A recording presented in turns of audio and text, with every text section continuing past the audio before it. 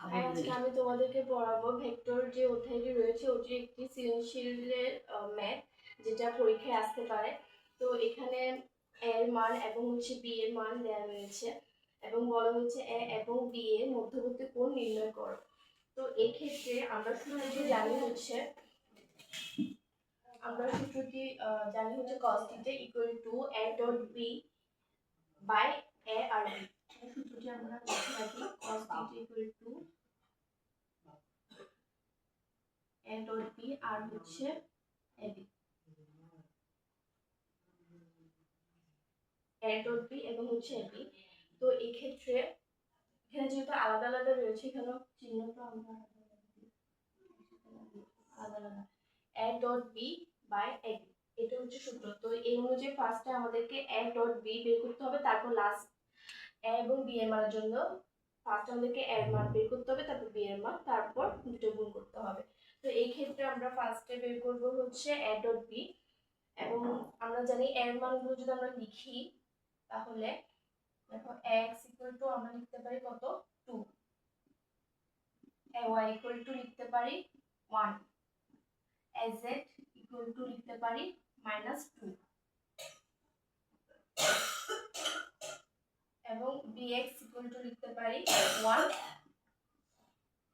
by equal to লিখতে পারি 1, bz equal to লিখতে পারি 1। এখন যখন আমরা a ডট b বের করব সেই ক্ষেত্রে জাস্ট হচ্ছে এখানে x এর মানের সাথে bx এর মান গুণ করব, ay এর মানের সাথে by এর মান, az এর মানের সাথে bz এর মান গুণ করব। গুণ করার পর সবগুলো যোগ করে দিলে আমরা a ডট b এর মান পেয়ে যাব। 1 plus 1 plus 1 into 1 plus -2 into 1। এখন আমরা যদি ক্যালকুলেট করি তাহলে পাই 2 থাকবে, এখানে 1 থাকবে, এখানে -2 থাকবে। এই ক্ষেত্রে আমরা পাবো 1। তাহলে a ডট b এর মান হচ্ছে কত 1। এখন আমরা a এর মান বের করব এবং b এর মান বের করব। তাহলে আমরা a ডট b এর মান পেয়েছি কত 1। এখানে লিখে রাখি।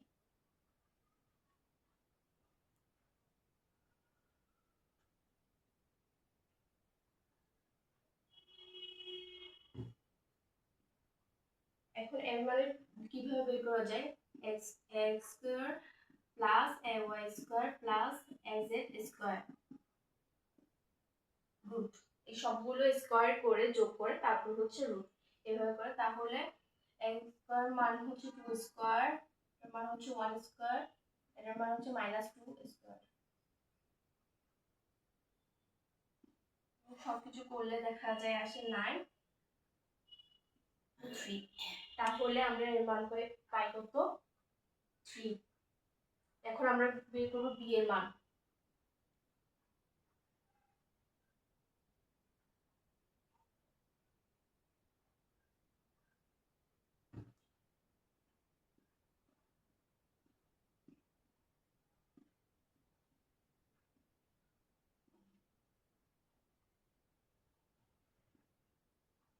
b এর মান কত, b এর মান হচ্ছে √3।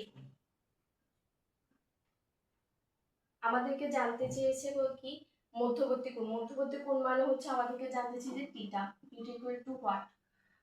তো এখন আমাদেরকে এখানে সবগুলো মান বসালাম, সেক্ষেত্রে এখন আমরা জাস্ট এখানে cos থিটা আমরা জানি cos theta equal to a dot b এখানে আমরা যদি করি তাহলে থিটা ইকুয়াল টু থিটা যেহেতু বের করতে হবে এই পাশে যখন cos চলে যাবে তাহলে cos ইনভার্স 1 হয়ে যাবে। ক্যালকুলেটরে দিলে आंसर ডিরেক্ট চলে আসবে।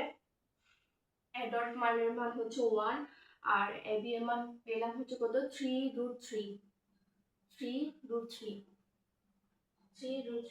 এখন যদি ফুল আমরা এই মানটা ক্যালকুলেটরে বসাই cos ইনভার্স 1 লিখে 1/3 বা 1/3 ইনটু 3 ইনটু √3 দিই তাহলে আসবে এটা ইকুয়াল টু 78.90 ডিগ্রি।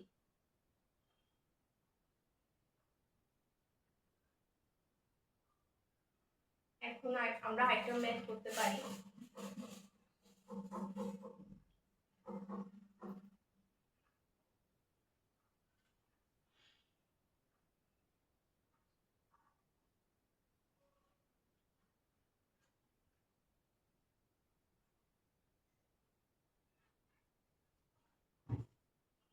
কোশ্চেনটা লিখি।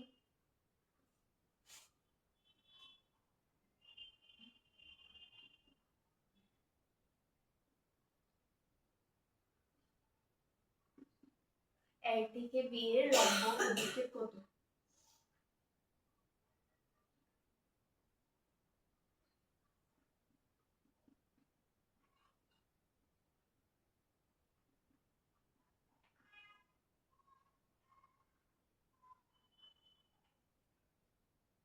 এখন এই ক্ষেত্রে আমরা সূত্রটা কি করব?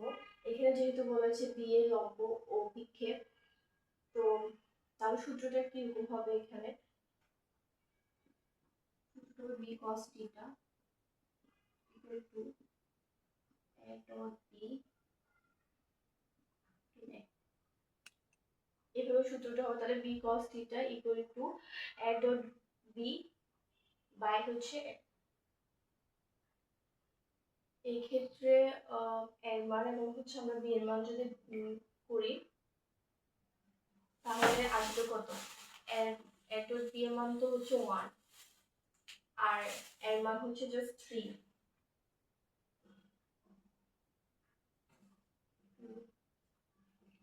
না, আমরা মানগুলো একটু চেঞ্জ করে নিই। মানগুলো চেঞ্জ করে নিই তাহলে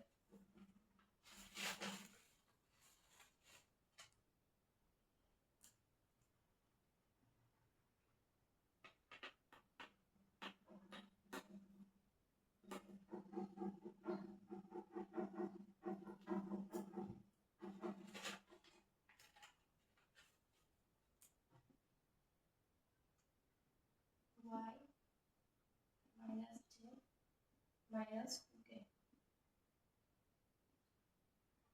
I cap plus j cap plus k cap।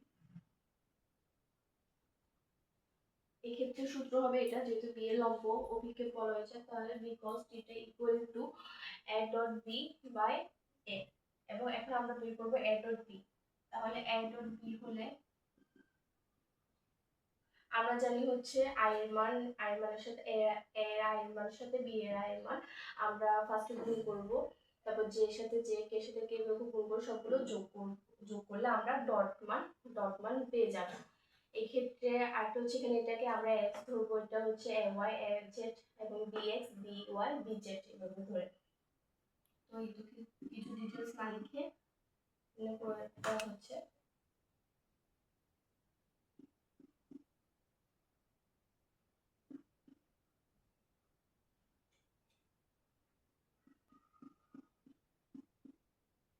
-1 minus -1।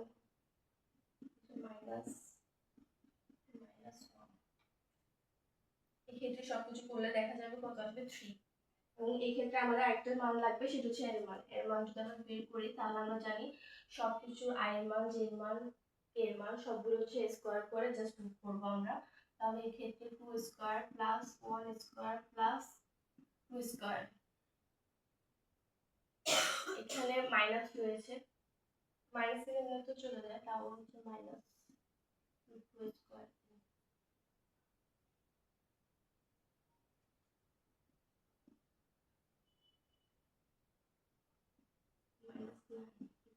-3। ক্যালকুলেটরে বসালে মানগুলো আনসার 3 আসবে। এরপর a dot b, a dot b এর মান কত? 3 আর এর মানও কত? 3। তাহলে আনসার হচ্ছে 1। তাহলে আমরা b এর লম্ব অভিক্ষেপ কত পেলাম? 1।